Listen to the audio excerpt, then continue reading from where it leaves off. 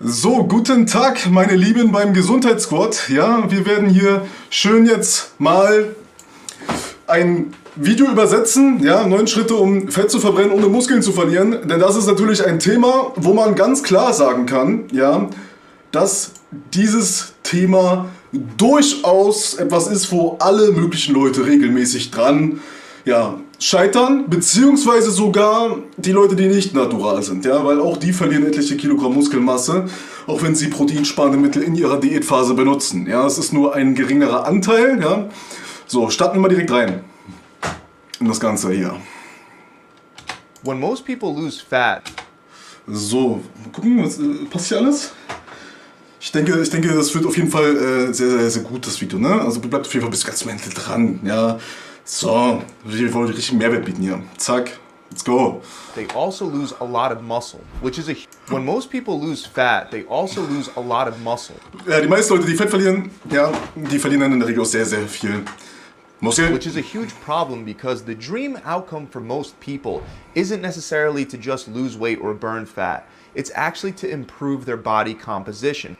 Ja, die Leute wollen halt nicht nur Fett verlieren, die wollen auch ihre Körperkomposition ganz klar auch verändern, ja, dass man quasi auch muskulöser wird. Ich kannte meine Frau, die wegen so, dem stressigen und das ist natürlich etwas, was so gar nicht klappt. A lot of muscle, which is a huge problem because the dream outcome for most people isn't necessarily to just lose weight or burn fat. It's actually to improve their body composition, which essentially boils down to reducing body fat while also increasing muscle mass. So, ich denke, egal wer jetzt hier zuguckt, alle haben damit ein Problem. Ja? Das heißt, das Thema ist wirklich brutal relevant, sodass jeder bis zum Ende dranbleiben muss, insofern er irgendwie sich selber 1% wichtig ist. And if you lose muscle every time you try to cut away some fat. So, wenn du jetzt jedes Mal Muskeln verlierst, ja, wenn du versuchst Fett zu verlieren. You're just gonna stay stuck in a cyclical process where so, jetzt werde ich mal hier versuchen, irgendwas mit der Geschwindigkeit zu machen, damit ich das irgendwie schneller übersetzen kann. you take one step back for every step you move forward. So, also du machst quasi immer einen Schritt zurück, wenn du einen nach vorne So to machst. actually ensure progress, I want to give you guys 9 rules that you should follow whenever you're trying So, wenn wir jetzt richtig vorankommen wollen, kriegen wir jetzt hier 9 Schritte an die Hand, ja. Also ich habe da auf jeden Fall extremes Problem to mit. reduce your love handles, your belly fat, or Da kannst du in den Love Handles ja diese komischen Lappen da an der Seite wegkriegen. Ja, dein any Bauchfett. kind of fat without wasting precious muscle mass in the process. Ja, jedes Körperfett ohne möglichst Muskeln zu verlieren. And the first thing is to make sure that you base your caloric intake on your current body fat percentage to maximize fat loss while So, also du musst jetzt erstmal deinen kalorischen Intake, ja, deine Aufnahme, deine Kalorien, die du am Tag aufnimmst, daran festmachen, wie dein aktueller Körperfettanteil ist. minimizing muscle loss. This is Also du darfst, wie ich das jetzt verstehe, nicht das Kaloriendefizit so hoch wählen, ja, um den Muskelverlust zu so verhindern. important because the less body fat you carry, the more prone you are to muscle loss. So, also je weniger Körperfett du verlierst, ja, desto weniger bist du auch am Muskelverlust On the other dran. hand, if you have a high body fat percentage, you can Wenn du jetzt einen sehr hohen Körperfettanteil hast, diet much more aggressively without risking muscle loss. kannst du nämlich, nicht so, dann riskierst du nicht so großen Muskelverlust, ja? This is because there's more stored energy available for your body to tap. Weil ja nicht, da ist quasi mehr Energie vorhanden für den Körper, um die zu nutzen, ja? Und dann muss er nicht das Muskelprotein als Energiequelle ranziehen. into and use as fuel when you're overweight or when you have a high body fat Ja, wenn du übergewichtig bist oder einen hohen Körperfettanteil einfach so hast, ja? percentage. So your body doesn't need to break down precious muscle tissue to get that fuel. So based on the scientific data, here's how I would set up your caloric deficit as a function of your body fat percentage.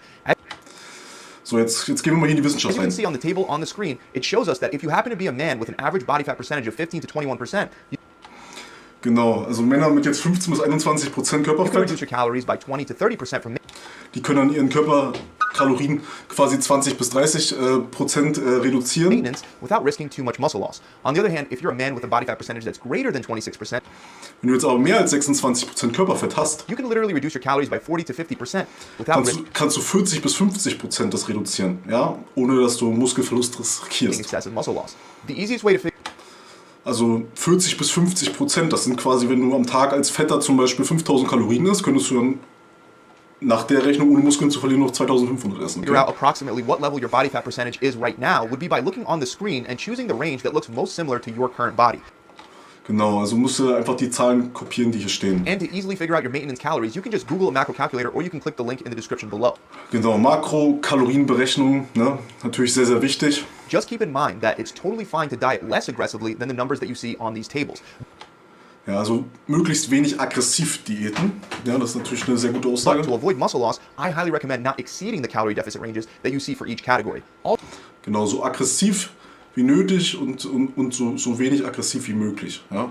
Also, since no macro calculator is perfect, you may want to keep track of how much weight you lose every week. If you lose more weight than the numbers in the maximum weekly weight loss column indicate, then that could be a sign that you're dieting too aggressively. Ja, also wenn quasi dein Fettverlust pro Woche zu krass ist, ja, dann merkst du, dass du es zu aggressiv machst. The next super important rule to follow is to maintain your training intensity as you... So, wenn du jetzt deine Trainingsintensität bestimmst. Yeah. From the training side of things, this is by far the best thing you can do. Unfortunately, when you're in a calorie deficit, it can become harder to recover from your workouts because the calorie deficit itself triggers physiological changes that impair recovery. Genau, also das gibt quasi Hormone, die dann ausgeschüttet werden, wenn du trainierst, ja, um den Körper zu regenerieren. Example, you'll experience a reduction in testosterone and IGF-1 production along with a simultaneous increase in cortisol. Du schüttest dann quasi Cortisol aus und reduzierst IGF-1 und These Testosteron. changes are far from ideal for muscle growth and recovery. So most people will adjust their workout to make up for the reduced energy levels and their reduced recovery capacity. So, die haben dann reduzierte Energielevel und die Erholungskapazität ist The eingeschränkt. big problem is that usually people do this by reducing their training intensity. In other words, by reducing the amount of weight that they lift. And that's a huge mistake because there is a very close correlation between strength and muscle mass, Ja, also das passiert quasi im Kaloriendefizit, ja. which means your ability to maintain muscle while you cut is very closely related to your ability to maintain your strength levels while you cut. So even though you will Deswegen geht die Kraft auch immer runter, wenn man diätet. most likely lose at least some strength each week as you diet, you shouldn't just willingly reduce your weight load every week because you have less energy. You should Genau, ja, ich verstehe, worauf er hinaus möchte. Er meint quasi, du solltest nicht weniger trainieren, sondern du solltest tendenziell die Kalorien wieder nach oben schieben und dann mehr trainieren, anstatt einfach Kaloriendefizit runterzuschieben und dann auch weniger zu trainieren. Ja? Also quasi einfach die Grundkalorien erhöhen und dadurch auch mehr essen können. fight to maintain that same intensity throughout your entire cut, almost in the same way that you would train if you were trying to gain strength. You should only reduce the weight when you physically can't lift the weight for the intended rep range that you're going for. So, also hier wird jetzt auch gesagt, dass die Gewichte in der Regel dann auch reduziert werden, ja, und das ist natürlich überhaupt nicht anstrebsam. While still maintaining good form, of course. Instead of reducing intensity to match your lower energy levels, it's a better idea to reduce your rep and set volume Ja, also nicht leichter trainieren, sondern lieber die Wiederholung runterdrehen, ist jetzt hier seine Empfehlung an der Stelle. during a cut. So, for example, before your cut, you might have been able to do 225 for 10 reps, but during your cut, you can't do more than 6 reps. So, also bevor du diesen Gewichtsschnitt machst, dann so 10 Wiederholungen und danach vielleicht 6, während du in der Diätphase bist, aber möglichst mit dem gleichen Gewicht dann. Keep the weight at 225 and fight for those 6 reps. Of course, if you keep dieting and your rep range drops to 2 or 3 reps, then you will have to drop the weight, but only drop the minimum amount of weight that you need to get your reps back above your target rep range. Genau, das Gewicht nur so wenig wie möglich Which in senken. this example would be 6 to 10. Another eating strategy that you should use is calorie cycling. So, jetzt redet er von Kalorien Cycling, ja, also dass du mal mehr, mal weniger It's isst. basically eating more calories on some days and fewer calories on others. So let's say that to lose fat, you need to stay under an average of 2,300 calories per day. Instead of maintaining the same deficit every single day, Anstatt jeden Tag immer gleich viel zu you essen, could have 2 really low calorie days of let's say 1,400 kannst du in der Woche 2 sehr niedrige Tage einbauen mit zum Beispiel 1400 Kalorien. calories, and that would allow you to have 2,600 Und das erlaubt dir dann an den anderen Tagen beispielsweise 2600 Kalorien zu nutzen. calories on the other days while creating the same total calorie deficit. So hast du dann das gleiche Kaloriendefizit über die Woche, aber hast dann quasi den Großteil der Tage viel mehr zu essen. At the end of the week. Research shows that cycling like this improves diet adherence, diet satisfaction, and weight loss compared.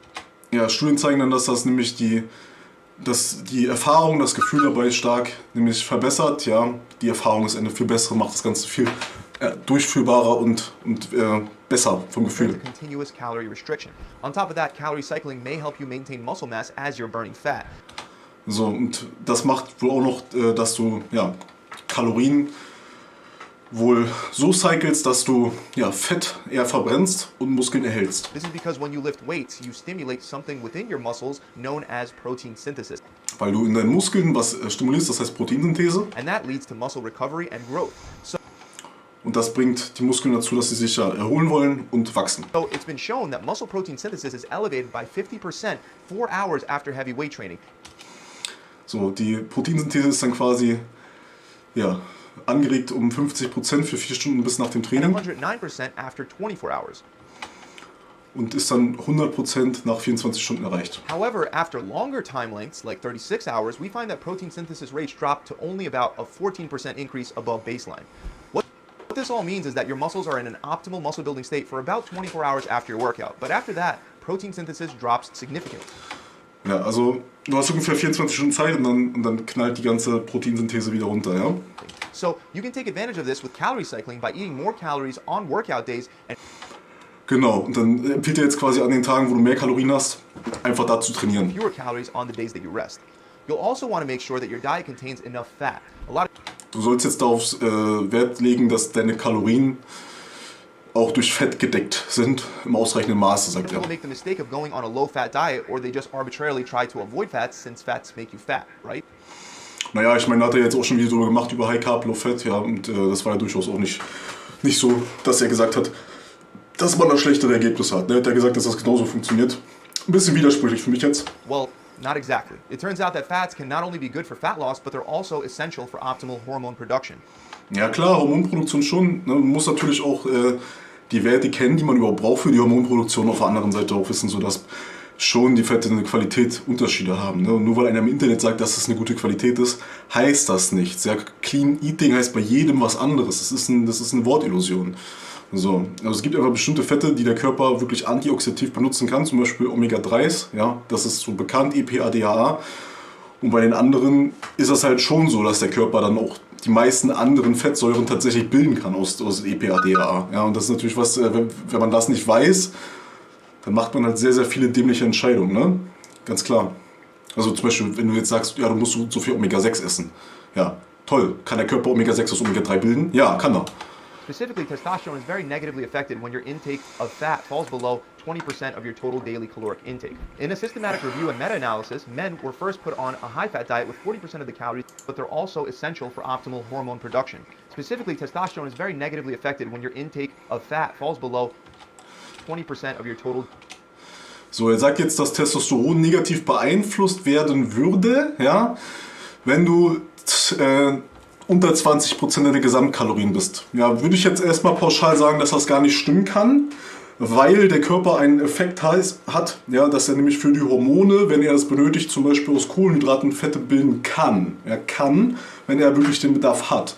Von der Warte her würde ich mal behaupten, dass wenn wir jetzt pauschal über Fett reden und gar nicht über Omega-3s an sich, das kann eigentlich nicht wirklich stimmen, weil der Körper diesen Effekt ja trotzdem besitzt. Der Körper kann das ja und der macht das automatisch. Also ich verstehe das jetzt ehrlich gesagt nicht ganz.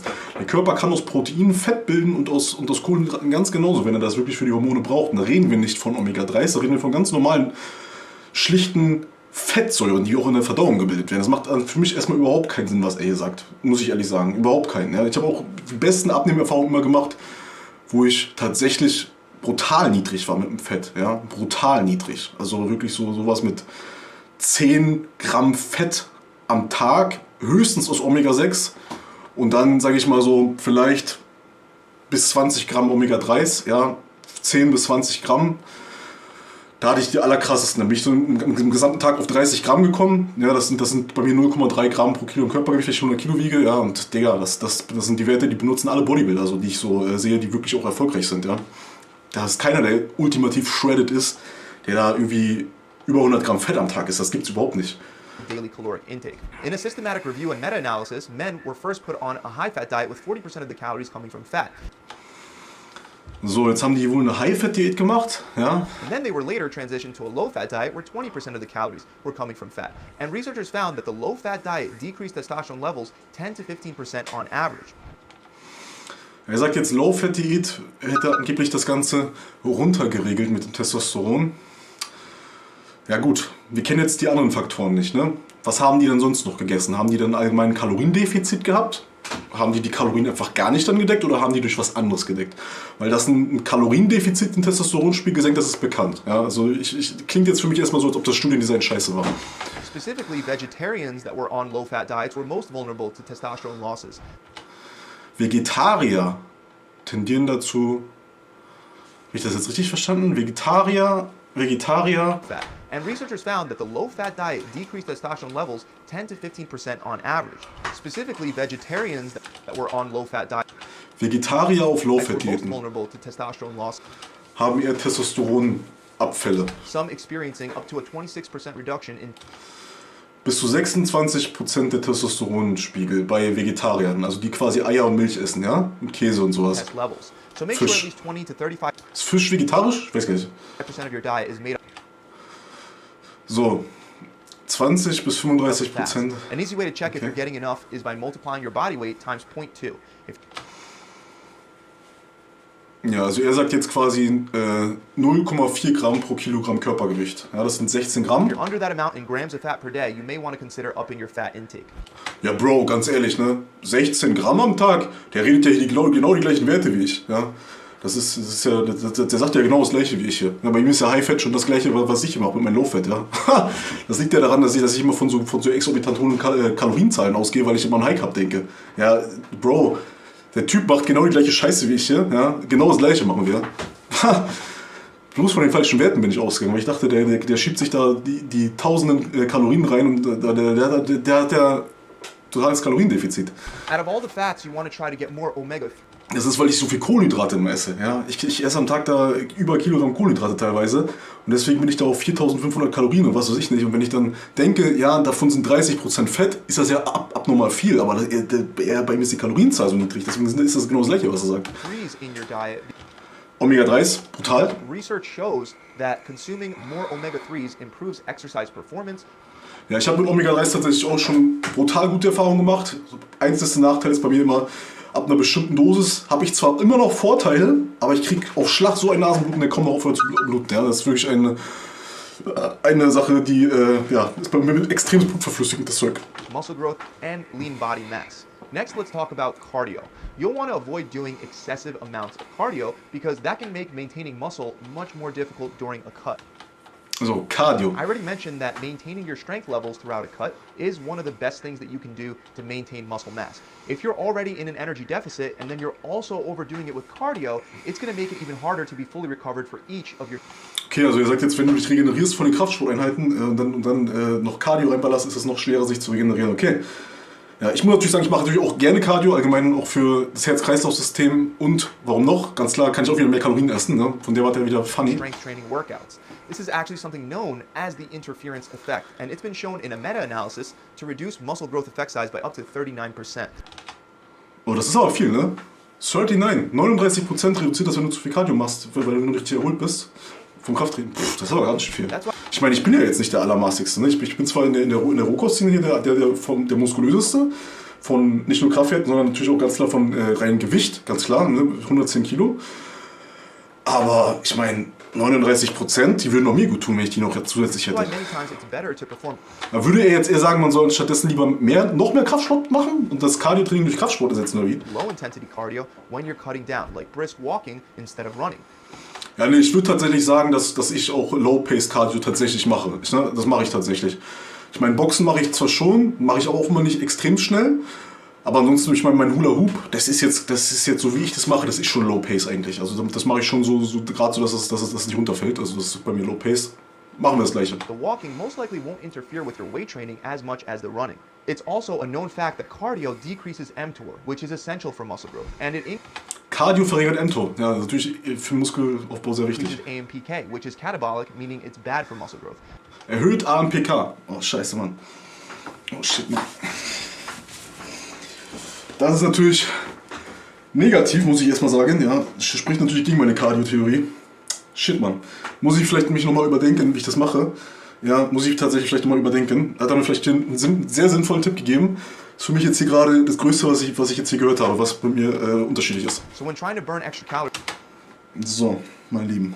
It's almost always better to look closer at your diet rather than doing more and more cardio. The next important tip is to either limit the amount of alcohol. Aber Leute, abonniert auf jeden Fall den anderen Kanal, wo ich immer auf Mainstream-Sachen reagiere. Ne? Wenn ihr wirklich auch mal ein bisschen Unterhaltung wollt vom Gesundheitsquad, ja, weil ihr guckt ja bestimmt auch mal so Quatsch auf YouTube, ja, und da ist natürlich das geil, auch mit jemandem anzugucken, wo ein paar mehr Lichter oben brennen, ne, als hier mit irgendeiner anderen. Ne? Das ist natürlich geil. Alcohol you drink or avoid it altogether.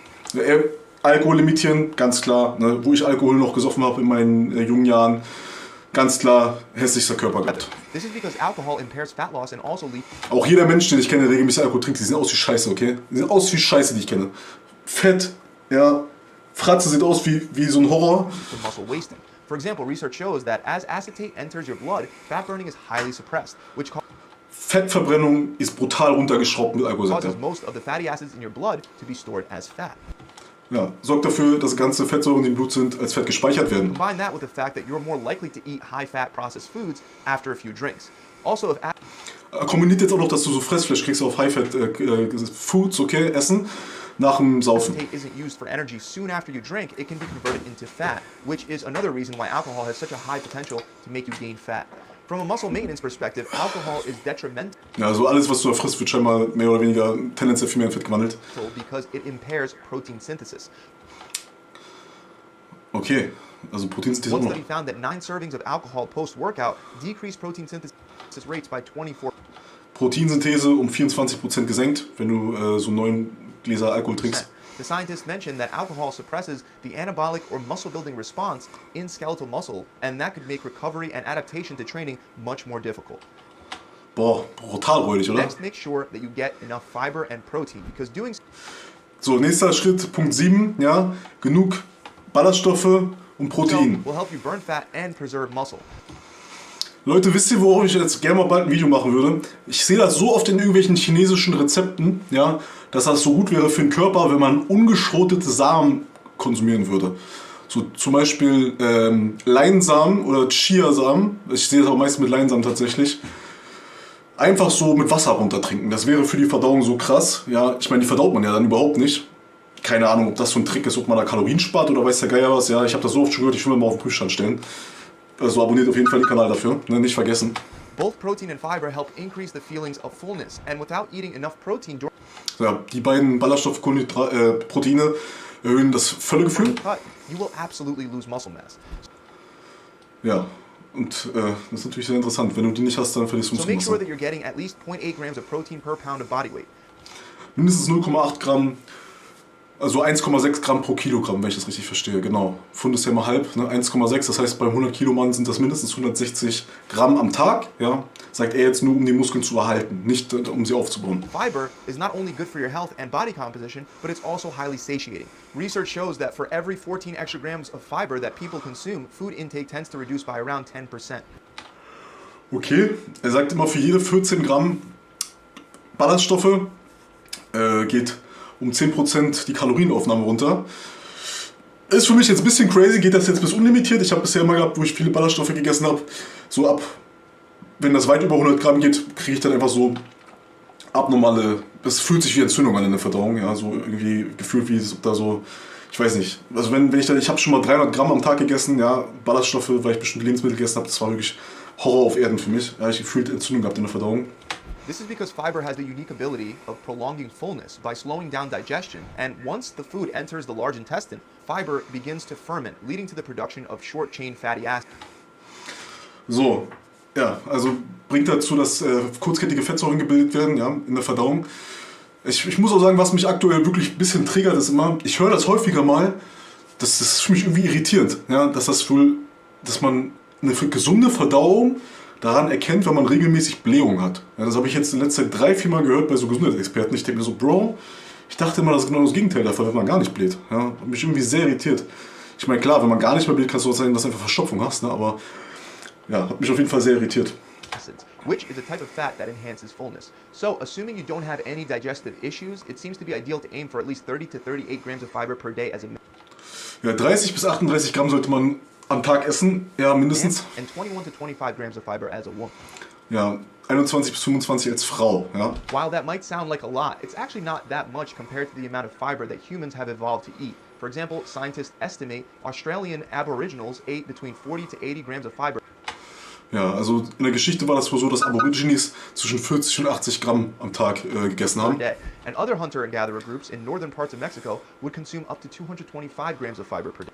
Ach, das ging dann wieder, ja? Dann bin ich ja doch gar nicht so verkehrt. 225 Gramm ja, bei Mexiko, so Jäger und so. Bro, vielleicht war das jetzt doch gut, was ich da hatte. Hatte ich doch keine Entzündung in der Verdauung. Vielleicht war das ja der ultimative Superschlüssel, den ich da hatte. Ich meine, ich hatte einen Sixpack da, aber mein Bauch, Alter, der war so gebläht. Ja, das hat sich richtig scheiße angefühlt. Mit wo 300 Gramm gefressen hat. Das sah gut aus, aber das hat wehgetan schon.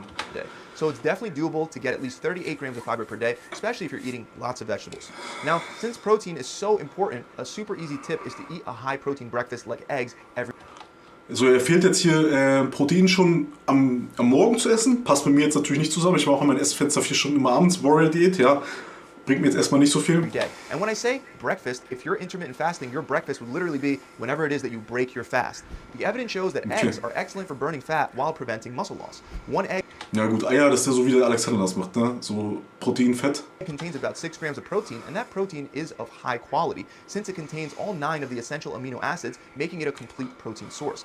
On top of that, it's one of the world's best sources of leucine, which is the most important amino acid for muscle growth because it activates mTOR, which, like we talked about, is the primary muscle building pathway in the body. Aside from benefiting muscle mass, the high protein content makes the egg also amazing for losing weight, especially when eaten for breakfast. For example, research links the regular consumption of an egg-based breakfast to increase weight loss over time. Ja, also Eier haben auf jeden Fall viele, viele Vorteile.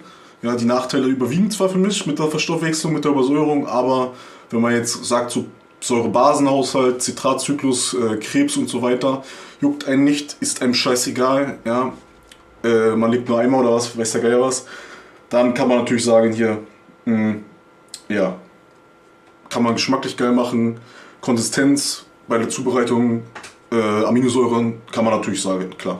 That's most likely because having eggs for breakfast raises levels of peptide YY and glucagon-like peptide 1. These are 2 hormones that regulate appetite and promote the feelings of fullness. Finally, last but not least, it's a good idea to try to maintain a consistent eating schedule. So, jetzt kommt der letzte Schritt, Schritt 9, einen konsistenten Ernährungsplan zu haben, ja, wie man regelmäßig isst. Burn fat while retaining muscle. Research shows that being inconsistent with your eating schedule increases hunger and cortisol while impairing insulin sensitivity and the thermic effect of food. Man sagt, also ihr sagt quasi, man soll so immer möglichst gleiche Uhrzeiten All of essen. which can slow down fat loss. An increase in cortisol tends to have So soll scheinbar auch Stress, Cortisol a erhöhen. negative effect on your belly fat, which partially explains why people with chronically elevated cortisol levels are categorized by abdominal obesity.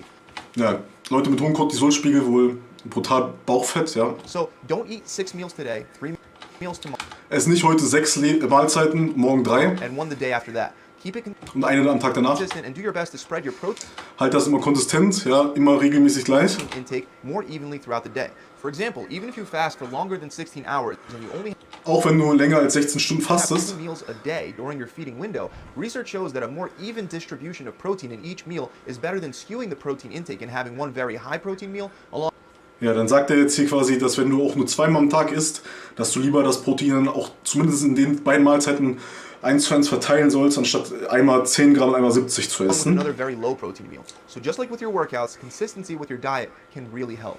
So that about wraps it up, guys. One last thing that I will say is to have realistic expectations. I know on Instagram it looks like everyone but you is maintaining a shredded 6% body fat with full-looking muscles year-round, all naturally. But this isn't realistic. When you cut and you do everything right, you will still lose some muscle, especially as a natural. The point is to lose the least amount possible, and these tips will definitely help. If you enjoyed this video, Ja, also er sagt, man soll nicht an Instagram sich orientieren, aufgrund dessen, dass das nicht realistisch ist. Ja, auf jeden Fall. Leute, gebt einen Daumen hoch, safe, abonniert den Kanal, schickt das Video weiter, wenn ihr auch anderen damit unterstützen leisten wollt.